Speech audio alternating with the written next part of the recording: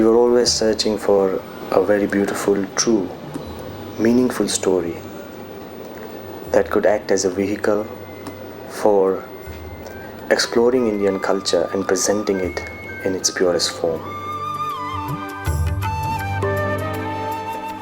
And through our research, when we went through cultural books, old scriptures, and the entire history, we found that there was a story in waiting. Here was a story of a very fearless, very spiritually advanced young teenage yogi, Nilkant. In his young days, he traveled barefoot throughout India. One such story has inspired millions. The story of a boy who took an extraordinary journey through the wonders of mystic India. एक जो बच्चा है वो 7 साल की उम्र में निकल पड़ता है कल्याण यात्रा की खोज में, और मुझे लगा कि ये तो मतलब हिंदुस्तान में ही संभव और कहीं संभव नहीं है। तो वहाँ से मिस्टिक इंडिया की शुरुआत हुई मेरे अंदर। ये मेरी भी कल्याण यात्रा थी, मेरी अपनी कल्याण यात्रा थी नीलकंठ की खोज में। The epic journey of Nilkant was fearless. Not only it was fearless, but it was also inspiring. At the same time, it depicted a limitless potential that a human body and mind could be stretched. It was a story of hope and faith. These are some of the main reasons why the story of Nilkant was selected. If nothing can stop death, then why should one fear it? Running from danger will make us fearful, but facing it will make us fearless. So that we found a beautiful story which was true as well as amazing. Sometimes stories which are amazing may not be true, and sometimes true stories may not be that amazing. But the story of the teenage yogi Nilkant was both true and amazing, and that is the spirit of India. It is amazing and also very, very true.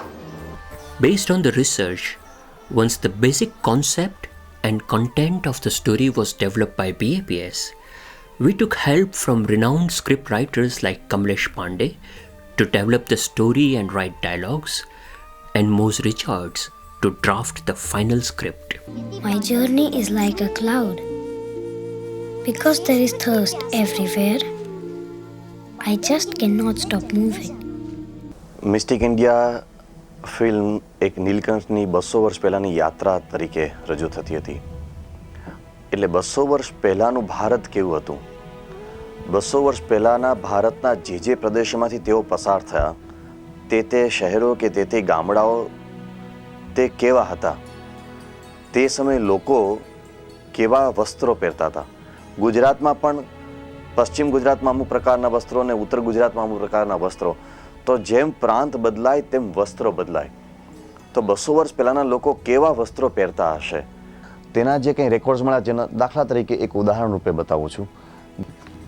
ભારતના તે સમયના જુદા જુદા પ્રાંતના લોકો અને જુદા જુદા વ્યવસાયવાળા લોકો એ કેવા વસ્ત્રો પહેરતા હતા તેના પણ ખૂબ સુંદર તે સમયના 200 વર્ષ પહેલાંના કેટલાક ચિત્રો છે. આ ચિત્રો ભારતીય ચિત્રકારોએ કરેલા છે.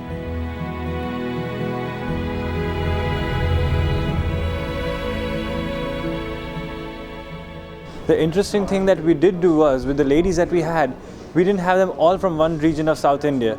We had 5 ladies from Tamil Nadu, 5 ladies from Kerala, 5 ladies from Andhra, so it was pretty much mixed up. So we have ladies from all parts of South India coming to one place. And it was the same thing with the men as well. સાથે સાથે તેમના તિલકો પણ એમાં મૂક્યા છે કે કઈ ફિલોસોફીને અનુસરતા લોકો કેવા તિલક કરતા હતા. તો તેના કેટલાક સુંદર સંદર્ભો આપણને પ્રાપ્ત થાય છે.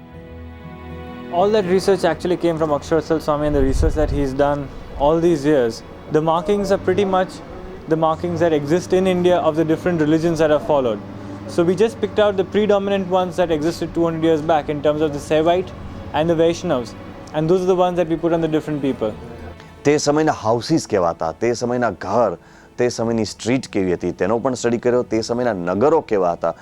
તો ઋગ્વેદમાં જે કાંઈ વર્ણનો મળે છે, ઋગ્વેદિક અન્ય સાહિત્યમાં તેના જે કાંઈ વર્ણનો મળે છે, બ્રાહ્મણ ગ્રંથોમાં, આરણ્યક ગ્રંથોમાં અને ઉપનિષદોમાં તેનો પણ સ્ટડી કર્યો.